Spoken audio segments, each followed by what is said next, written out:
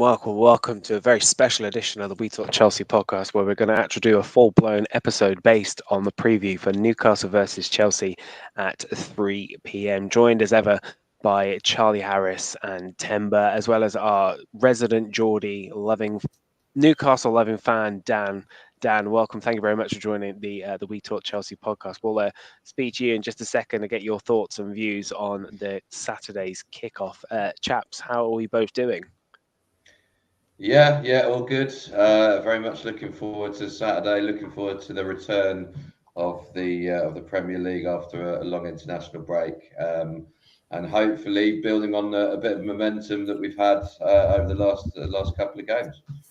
Yeah, absolutely. Temba, you feeling positive about Saturday? How's your head at the moment? You've replaced Charlie this season as Mr. Negative.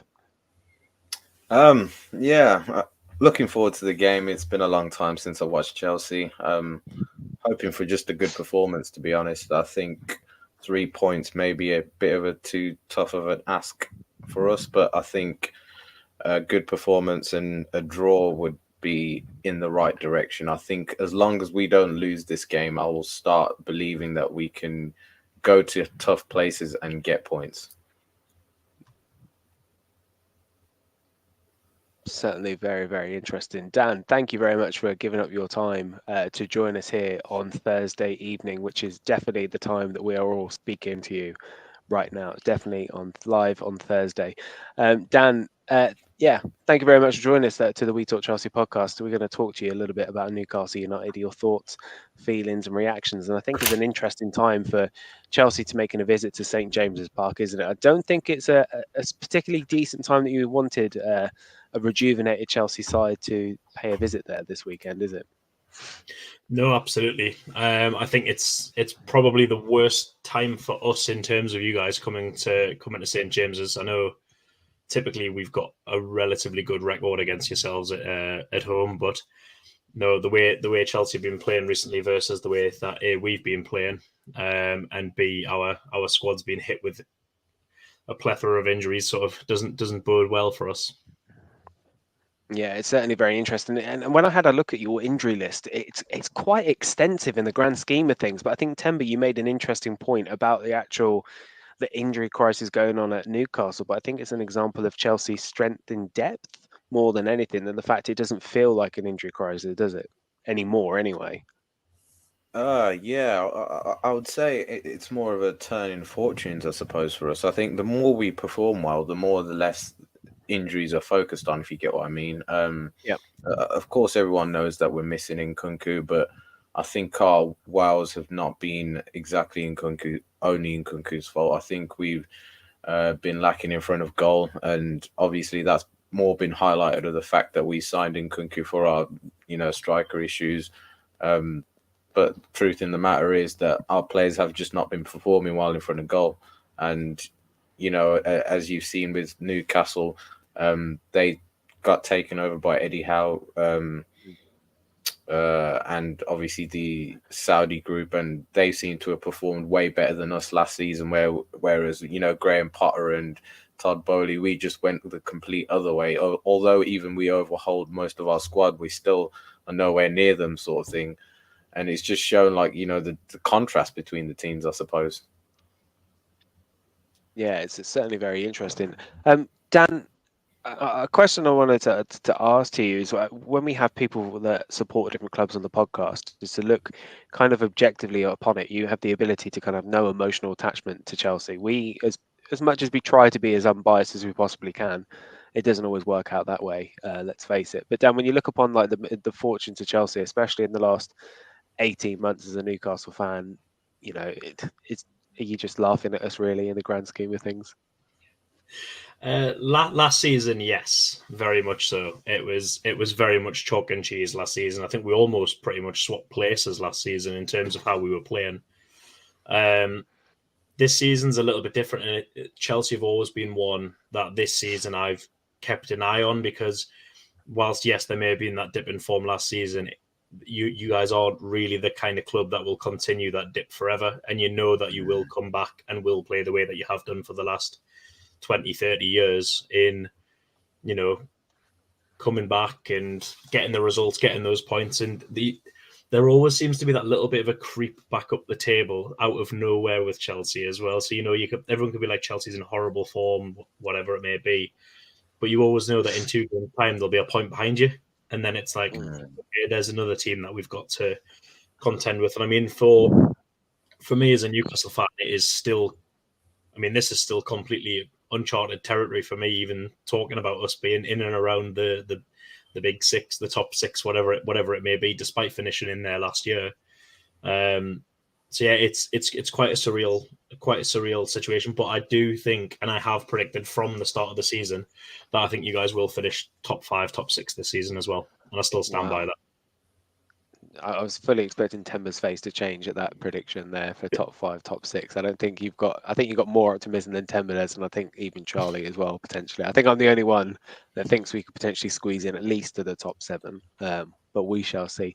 The one thing I wanted to ask you about there, Dan, as well, is obviously it seems like when you look objectively upon it, where Chelsea were back in 2003 when Roman Abramovich bought the club, we had a sudden influx of money. Sounds vaguely familiar to what's going on at Newcastle United at the moment, purchased by the PIF investment fund of Saudi Arabia.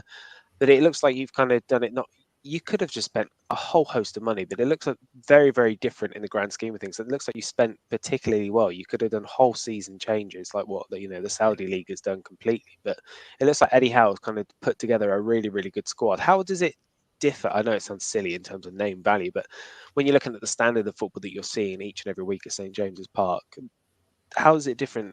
How is it different now compared to when you had Steve Bruce and then Eddie Howe coming in now? I think you can really see with the teams and within the teams that there is now a team. It's not a squad with a couple of your individuals, your Alan St. Maximins, your Hatton Ben Arthurs, whoever it may have been over those past 15 years.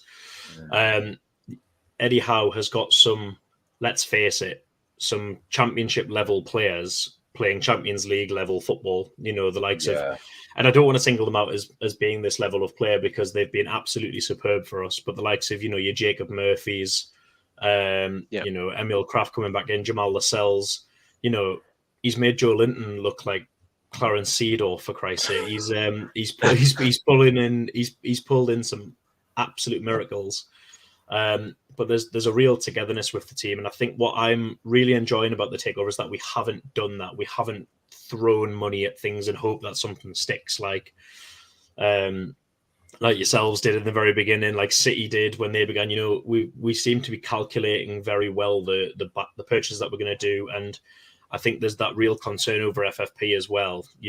Not risking the going down the route that Everton have gone down essentially as well. So, not risking those point deductions and being really clever with money, but also then getting the best out of players who may not previously have ever got to that level. And I don't think anybody would have got to that level under someone like Bruce.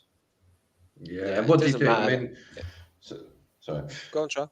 No, I was just going to say, like, what do you think is like because obviously when Roman came in, it was we want to win it was the Champions League was the ultimate goal, but obviously the Premier League first, and as quickly as possible. Basically, we won it in our second year, in Roman's second year, and went on from there. But in terms of Newcastle, how quickly do you think? I mean, obviously you're saying that they're being careful and everything like that, but in today's market, obviously there's teams snapping at your legs as well all the time, and frankly we've underachieved. Man United are underachieving at the moment, and there's plenty of other teams as well that are coming up.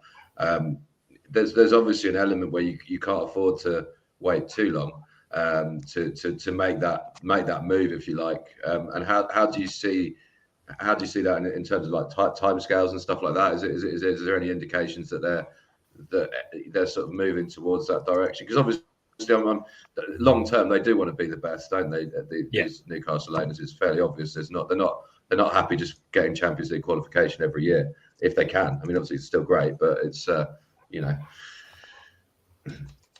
Yeah, I think in terms of timescales, I think they've very carefully not put a timescale on it to manage expectations. I mean, realistically, and I think not a single other Geordie would disagree with this, we are about 2 years ahead of schedule as to where we should be already. We've gone from relegation fodder directly to the Champions League in 18 months, which is terrifying, as well as being, an outstanding achievement from the players. I think I think we need to be looking to win something within the next 2 years. Within the next, I would say, maybe this season and next. Even if it's a Carabao Cup, we've got a nice easy quarter final, and then we'll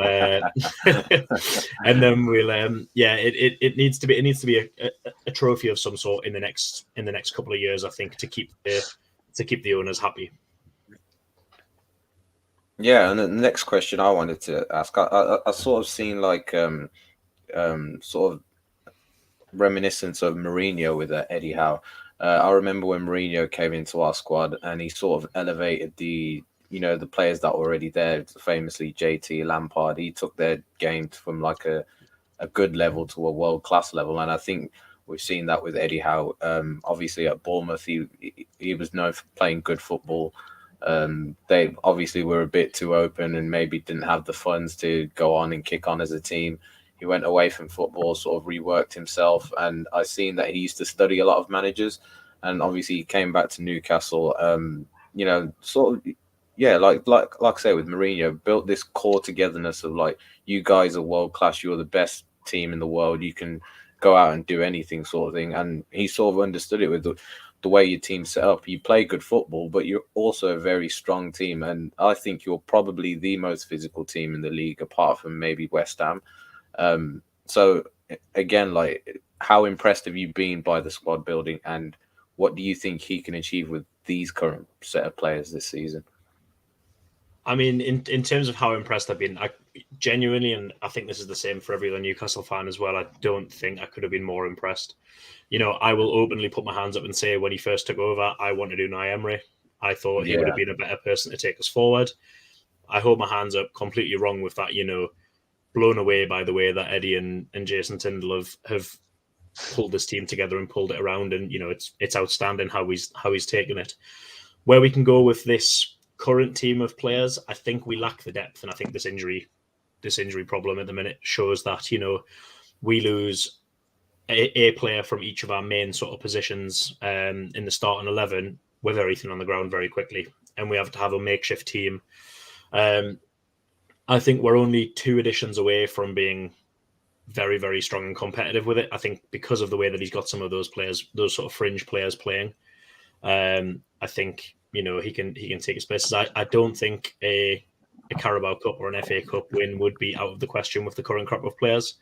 But I think to actually compete in the likes of the Champions League and to compete for the Premier League title, we're probably a good couple of seasons away from that, even from competing on a close level. It was interesting, like I watched the PSG game, and what an atmosphere. It was absolutely insane. One of the best games I've seen, like in live watch on TV. I was like, this is ridiculous, like how Newcastle pulling this off. Like PSG just fell to pieces. Like, let's face it, St James's Park is a great place. Newcastle, I'll be honest, Dan, it's one of my favourite places, in the world. I will say that I love Newcastle. Yeah. Not the team. Can't stand the team, but I love the city as a whole. But how much of a factor do you think? You mentioned it yourself. Your squad depth has been a key issue that's resulted in the injury crisis that you're experiencing. But how much of a factor has it been? Like you said you're 2 years ahead of schedule. I don't think anybody predicted Newcastle to qualify for the Champions League, but you're now having to kind of battle against the fact that you're now having to manage playing twice a week, something that Chelsea fans are used to watching us and the squad's used to doing things like that. But Newcastle fans, are not used to that. Players aren't used to that kind of rigorous schedule. And how much is that influencing yourself? Is that evident by the scoreline that we saw when you went away to Bournemouth before the international break? Yeah, absolutely. Bournemouth, you could see from the first minute of that game, everyone was exhausted. You could see the toll it was taking on players. We were going into cup games as well where we weren't even able to. I think the cup game against Man United, I think we had 4 or 5 fullbacks starting the game. And when you got 5 fullbacks, it's almost like watching England.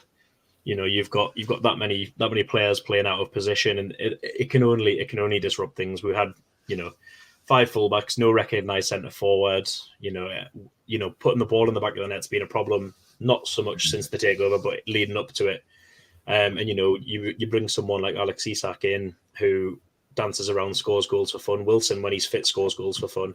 But you take those elements out of that, and we find it very, very difficult to continue with that. So the multiple games a week has taken its toll, but at the same time, we knew it was coming. It's not like it's come as a surprise. We know teams have done it. It was only 10 years or so ago that we were last in Europe, I suppose, with the Europa League with Pardew, and we can't use it as an excuse. It has affected us, but we can't use that as an excuse for poor performances. It's definitely a learning curve for Newcastle United going into the seasons going forward. But let's move forward to the game itself in question as Chelsea go to St James's Park at 3 p.m. on Saturday. Chaps, Charlie, Temba, are you excited at the possibility potentially we're going to see? It feels like, has it been close to a year since the Nkunku signing was announced, and it's now looking likely that we might see Nkunku in a Chelsea shirt in a competitive game? I don't think he's going to start, let's face it. But it's exciting the fact that we're going to have a recognised number 9 could potentially come on the pitch on Saturday, isn't it, Charlie? Yeah, I don't know whether he will, to be honest, but I don't know what the. It's one of these ones. I'll believe it when I see it.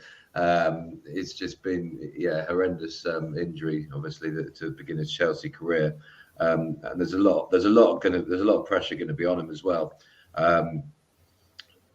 Let's see what happens now.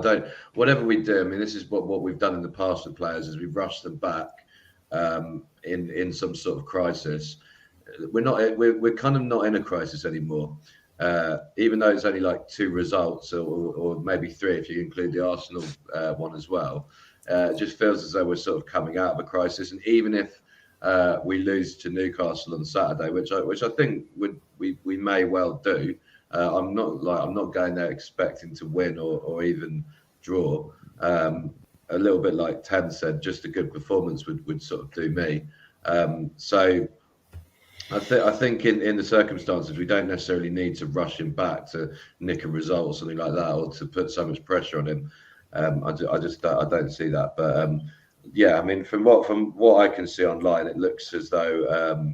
It looks as though Nkunku's sort of half fit. It doesn't look like he's definitely even going to make the bench or anything, from what I can see. Well, I thought he was ready after the international break. Look, I heard rumblings that he was potentially ready for Man City to go on the bench, but they've deliberately waited for the international break, so he's got more prepared for that. I mean, Temba, are you excited by the possibility of potentially seeing, Nkunku for the first time in a Chelsea shirt in a competitive game? Of course, I think it's also the players that will be excited to see him. I think it'll just be a big boost. We've seen what he could do pre-season. He had good link-up play with Jackson. He had good link-up play with Sterling a few times he played with him. So, I think the aim for the game for us is to just try to score more goals against teams that are going to play compact against us, and he gives us a different threat. I think that's what we ultimately need right now to turn our season's fortunes around. Hopefully he can come on 5-10 minutes if we are winning, not more in a pressure situation where he needs to get us a goal. But if he does, fair enough. But I think it is just a thing for us to be a little bit excited about, just to see him actually play. Because, like you say, we announced it a year ago. He plays pre-season, gets injured, and we haven't seen anything of him. So, again, like I say, we just need something to look forward to. Yeah, it's a tricky one. Like I'm looking forward to seeing Nkunku in a Chelsea shirt, because I think it would be great to see him, and I think this is the opportunity to do so against a kind of, I want to say, a weakened Newcastle side, but a team that that's wounded, shall we say? They're wounded at the moment. There were the injuries, and the lack of depth is being shown there at Newcastle currently at the moment. But let's have a look at it, Charlie, about how we think we are going to line up, and then we'll obviously speak to Dan about players that he feels that could be players that he's nervous about being in a Chelsea shirt going into Saturday's game. How do you think we're potentially going to line up? I think we're all set that we're going to see a 4-2-3-1, aren't we, Charlie? Yeah, and I think if everyone's fit, I think it'll just be a carbon copy of the team against Man City. I don't see why not, unless he's going to change it up in some way and try and be more defensive. But like you say, I think with with the situation that Newcastle are in, and the fact that we seem to play better against teams that take it to us, and Newcastle will take it to us at St James's Park, doesn't matter how injury bound they are. I think he'll just stick with the same starting 11. I can't see much change to that, to be honest, unless anyone else can. Tem. I don't see a change, but I think it may be in the best interest to maybe see what we can do about Enzo. He's been looking a bit leggy lately, and obviously with the amount of traveling he has to do, I think they're playing Wednesday night. Obviously with jet lag coming all the way from South America to UK, maybe still he's getting a bit used to it. And ever since that tackle by Romero, again, he looked a bit injured in that game. I don't know if he had to come off straight away because of that tackle by Romero. Man City game didn't look quite at it as well. But at the end of the day, he's probably our most technical player in our team. So we kind of need him to navigate out playing out of defense, because that's another thing I think we need to try better at doing, especially against these physical teams. If you're not going to match against them physically, you need to be better on the ball. And he is the metronome. If you saw last season, he was single-handedly running games by himself. And I think this season we've kind of seen a bit of a drop-off from him. So I'll definitely like to see what we could do about that. But otherwise, I think we will see the same starting 11 unless Chilwell comes in. But again, I don't see that happening. It'll be interesting. Do you think? I mean, I'll throw this one to Dan. Do you think, as a Newcastle fan, when you look at Chelsea's predicted lineup, like it's more than likely going to be the 4-2-3-1 with Silva playing alongside Disasi? Do you think that? Let's take the fact that Silva is a fantastic player aside, but obviously it looks like Anthony Gordon's going to be playing as a striker for you. He's known for his pace and his pressure and his pushing. Do you look at potentially Thiago Silva sitting there and think, well, whilst he is incredible, he doesn't have the legs that he used to, and that's an opportunity for Anthony Gordon to exploit? Is that an area you think could be a key battle area? Yeah, absolutely. And if it isn't Gordon starting up front, hopefully Isak will be back as well, who's also got the pace and the physicality to sort of to maneuver around Silva. And I think one thing I will say is I think Disasi does worry me, because I was gutted that we didn't end up with him. But Thiago, I think against Thiago Silva, I back Gordon to cause him quite a bit of trouble, especially running at him. And Thiago Silva from an outsider's point of view seems very prone to making a few mistakes, or to maybe making a few fouls where he doesn't necessarily need to as well, which is something that we've played on quite a lot this season as well. And we are notoriously terrible at set pieces and defending set pieces, so it'd be a tricky one. Like, do you think, like Charlie, it could be maybe an idea for Levi Colwill to be starting this game? I think there was a weird statistic I saw about Levi Colwill. He doesn't actually make that many tackles because he doesn't have to, because he's that good at kind of dealing with people dribbling at him. Could that be potentially an opportunity for Colwill to start on the left side alongside Disasi? Yeah, it's a tricky one, isn't it? Because we are in a position that if everyone's fitting well, we're actually our defensive line. We're completely stacked. We've got so many players that can play in all sorts of positions. I mean, that's probably the only bit of the starting 11 where it's probably is a bit of it depends who you're up against kind of thing. So it kind of depends as much as who Newcastle have got available on their sort of right wing or right forward line, which Dan would probably be able to tell me, because I don't know off the top of my head. Yeah, it'd be interesting, wouldn't it? Yeah, Dan, I just wanted to quickly ask, where do you see, when you're looking at this Chelsea team and you look objectively upon it and you think, okay, well, which of these players right now worry you? Like, as a fan of the opposition going into the game on Saturday, which of these players do you look at and think, I actually, I'm worried about this player. He could do some damage and exploit an area, a weakness area. Where does it worry you? Is it on the left side? Because I don't think you've got a recognised left back available for Saturday at all, do you? No, and this is why I strongly expect to see Trippier starting out on the left, should his family situation be resolved. For that very reason, we have no recognised left back. We have obviously Hall, but he can't play against his parent club. And we've got both Matt Targett and Dan Burner both out. We have Paul Dummett, but even just saying his name terrifies the life out of me. Playing him at left back again, he's very much there for the homegrown player aspect. But yeah, the real worry for me is down that side, and the form Cole Palmer's being in, he terrifies the life out of me as well. But if Nkunku does play, he's a player I've watched for quite some time, and he is electric. He is terrifying. The thought of him running at our makeshift defence at the moment is actually quite a daunting prospect. Yeah, and could you see when you line up on Saturday, Dan? Could you see, Eddie Howe adopting the kind of a low block? Because historically, when we look at Chelsea throughout the season, as soon as that low block is in place, Chelsea can't do an absolute thing to break it down. Chelsea notoriously up their game against teams that want to dominate the ball, and we play on the counter attack that we've seen against Spurs, against Manchester City. How do you expect Eddie Howe to kind of approach the game tactically? And is there any players in the Newcastle team that that's probably flown under the radar that we as Chelsea fans should be worried about?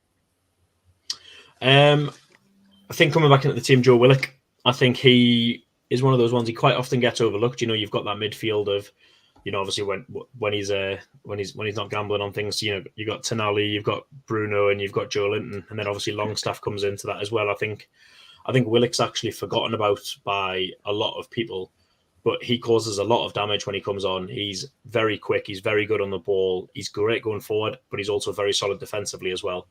And I think he will be one to watch. And I think having Miggy Almiron back as well potentially could cause some trouble down that right hand side. So to answer your previous question, Charlie, we're hoping Almiron's going to be back, but if not, we'll have Jacob Murphy by all accounts.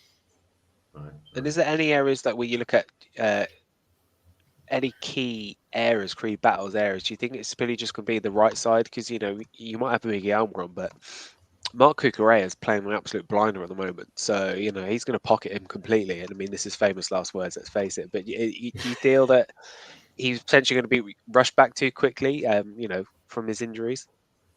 So that's one thing that Eddie Howe doesn't do, and that's he does not rush players back. If there's any doubts going into that starting lineup, he'll perhaps start with the likes of Murphy in front of Livramento. And then bring Almiron on should he be getting overrun by Cucurella, which I think there's every chance he might do. I think down that side's going to be a particularly good battle, and I think through the centre of the park as well. I think that centre of midfield is where this game's going to be won. I think in terms of which team can get control of that midfield early on. Yeah, I just wanted to add to that. I think for you guys, who I'm mostly scared about is Almiron and Isak, because I think Thiago Silva and Disasi are notoriously defenders that don't like to engage with battles, so they'll kind of sit off and wait the attacker to go. And I know Isak is very, very good with the ball, and Gordon's another one. He's a pacey winger who can drive through the centre or the left. So I think that there's an opportunity for you guys to get a lot of shots off, because I think the centre of our park is somewhere where we don't close enough space down. I think Caicedo does try to get the ball most of the times. This season, he's given away quite a few fouls, but then again, I don't think Enzo is the perfect partner for him to complement his game in terms of if we're going to be as a solid two. It's usually Caicedo doing the dog work and Enzo sort of strolling around, if you know what I mean. And I think Almiron, when he's played against Chelsea, usually he's been your bright spark.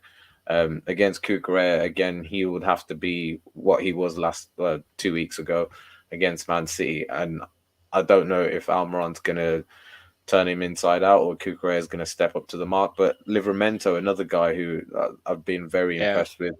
I thought his career was probably done after what's his second ACL injury, or did he break his leg? I'm not sure. Second ACL, I think.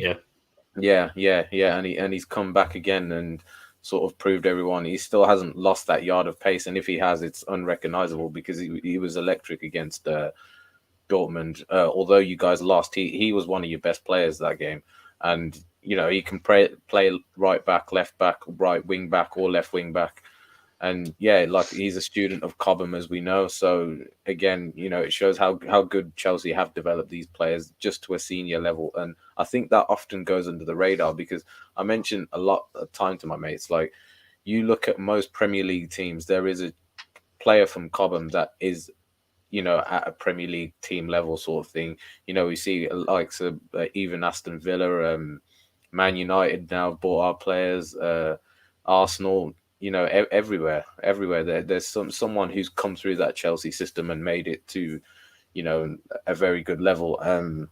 So yeah, like I was just saying, I think you guys have the perfect setup to cause us a lot of problems.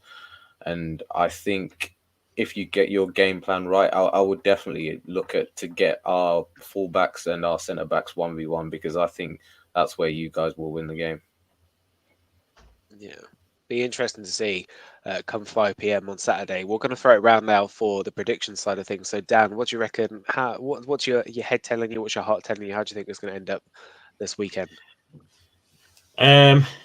My head's telling me a 2-2 draw, and I'd be very pleased with that based upon how the two teams are playing and the injuries we have. Heart says 3-1 win, as it does every week. 3-1 win, Anthony Gordon hat-trick. Yeah.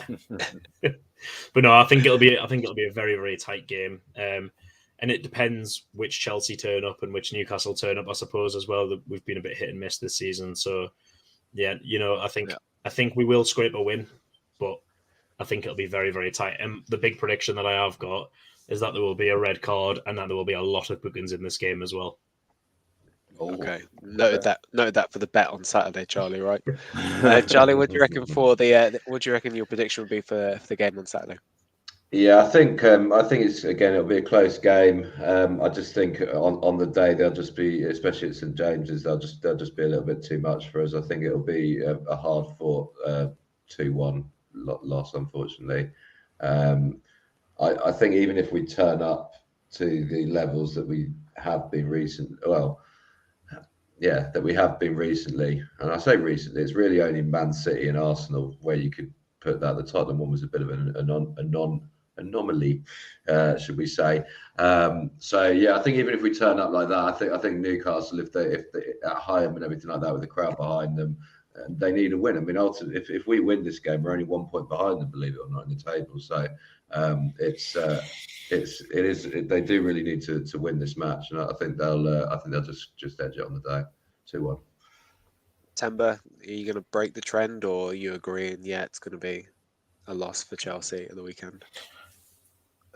Based on tactical setups, I think this game is a loss, and just the team sheet. But I think this is a game for where individual brilliance has to come into it. I think if we can get an individual brilliant moment, this is the sort of game you need your special players to stand out. Because when I look at the height, the size of Newcastle, you see Nick Pope in goal. He's 6'4", 6'5", 6'6", something around that height. You need something special to beat those keepers. We saw it earlier on in the season with Emi Martinez this season and last season.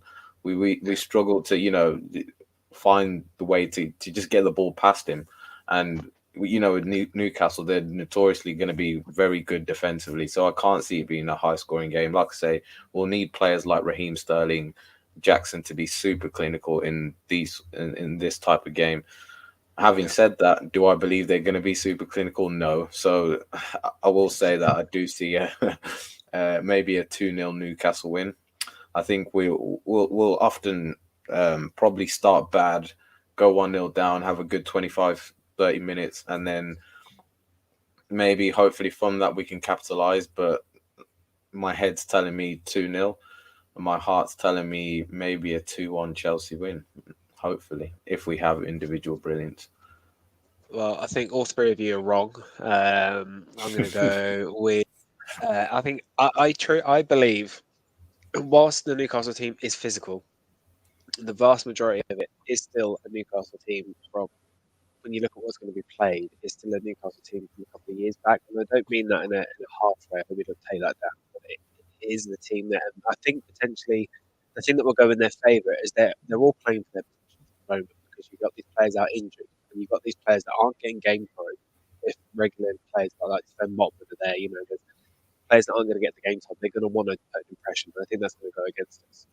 But I believe, I think I'm the only one for us to predict that we get something from the Man City game. So I'm going to try and continue this. I think we will get something from the game. I think it will be a point. at very minimum, I don't think we'll lose the game.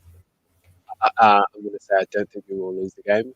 It's famous last words, let's face it, but I don't think we will. I think a point is acceptable going to St James's Park, but I think we can potentially win the game. And I'm going to go with Chelsea 2 and Newcastle. If Isak plays, I think he'll score. If he doesn't, I don't think he will. I'm going to go clean sheet. I'm going to predict it 2-0 Chelsea. There, I'm going with it. Anyway, I digress, but I appreciate it. Thank you very much for joining us, Dan. It's greatly appreciated giving up your time here on Thursday evening. This has been the We Talk Chelsea podcast. We will review the game on Monday at 9:30 p.m. If you have fans for the first time, please make sure you get that subscribe button. It really helps. Every week. I appreciate that. Charlie's on the screen, but thank you very much, and we'll see you all on Monday at 9:30